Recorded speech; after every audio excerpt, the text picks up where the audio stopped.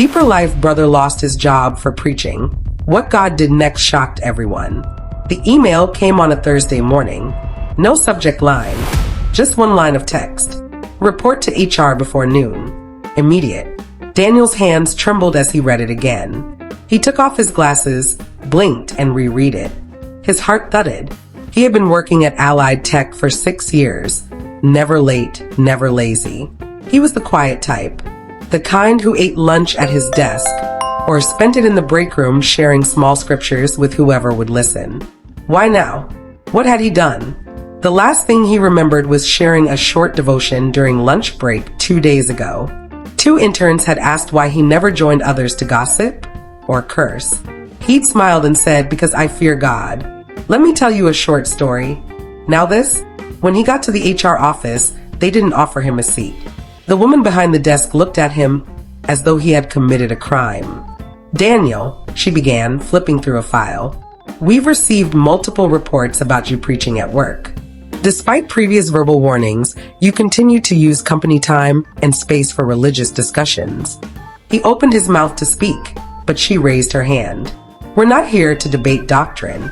You're hereby relieved of your duties effective immediately. You will be paid your 1-month severance. Please clear your desk."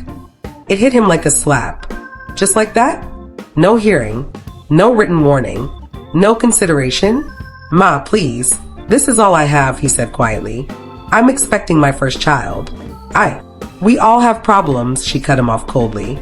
"You should have kept your religion to yourself." That evening, Daniel walked home in silence. No bus, no bike, just the heavy sound of his shoes against the ground and the louder sound of questions screaming in his heart. "God, why? I was only sharing your word." Is this how you reward boldness?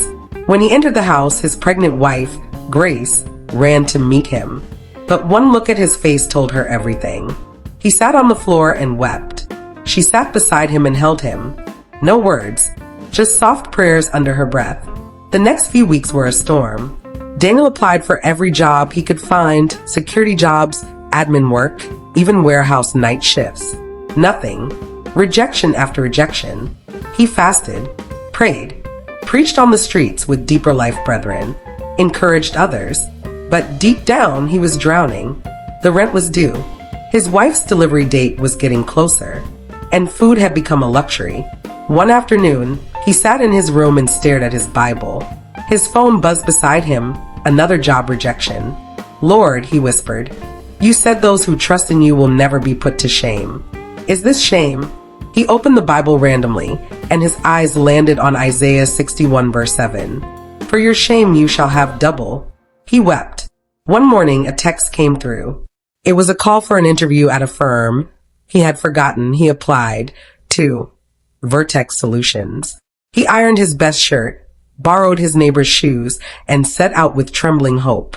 At the reception, while he waited, a young man in corporate attire stared at him from across the room. He whispered something to a colleague, then walked over. "Excuse me. Sir, your name is Daniel, right? Did you ever work at Allied Tech?" Daniel nodded cautiously. "I knew it. You used to preach during break time, right?" 2 years ago. "Yes, I did." The young man smiled so wide it nearly looked like laughter. "Sir, you don't know what you did for me.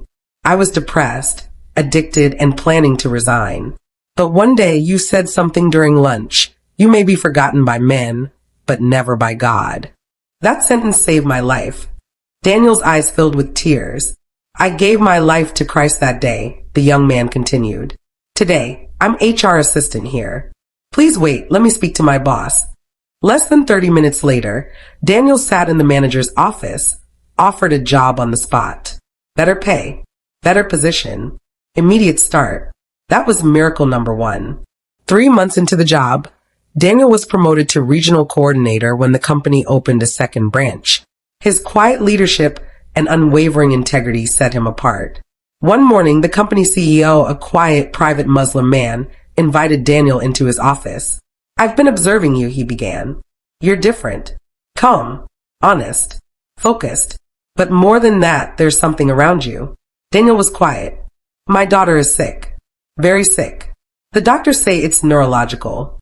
We've tried everything. But would you pray for her?" Daniel swallowed hard. Yes, sir. I will. That evening, Daniel and his wife knelt together and cried to God for healing, for mercy, for a sign. 2 weeks later, the CEO walked into the office with tears in his eyes. She's healed, he whispered. No trace of the condition. Daniel, your God is real. Within 6 months, the CEO funded Daniel to open a corporate chaplaincy department within the company. Weekly devotionals, prayer sessions, even open faith-based mentorship. From being fired for preaching to being paid to preach.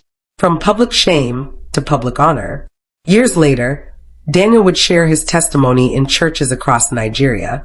People often asked, "Were you ever angry with God?" And he would say, "I was confused but never bitter. I lost my job. I lost my phone. I nearly lost my dignity. But I never lost my faith. And when God showed up, he didn't just restore me, he multiplied me." Latin cross. Moral lesson. If you ever suffer loss for standing for God, remember, God is not unjust. What you lose for his sake is not really lost, it's planted.